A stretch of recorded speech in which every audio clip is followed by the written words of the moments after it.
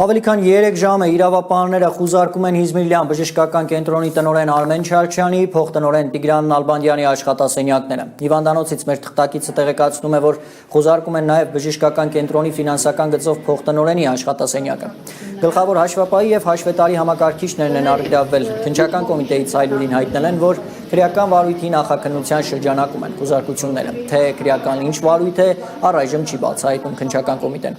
Ըստ փաստաբան Էրիկ Ալեքսանյանի հոկտեմբերին է հարուցվել վարույթը, որը վերաբերում է 2015-ից 2025 թվականներին առանձնապես խոշոր չափերով հարկեր չվճարելուն ու փողերի լվացմանը։ Իբր հիվանդանոցը բարձր գնով ապրանքներ է գնել ինչ-որ հոգևորականների հետ փոխկապակցված ընկերություններից։ Չարչյանի աշխատասենյակից նաև գումար են առգրավել, որի իրավունքը ըստ փաստաբանի չունեն քննիչները։ Թե ինչու է 4 ամիս առաջ հարուցված քննչական վարույթը նոր մտել նախաքննության փուլ, Էրիկ Ալեքսանյանը միայն մեկ պատճառ է տեսնում՝ խուզարկությունը նա կապում է իշխանության հակաեկեղեցական արշավի հետ։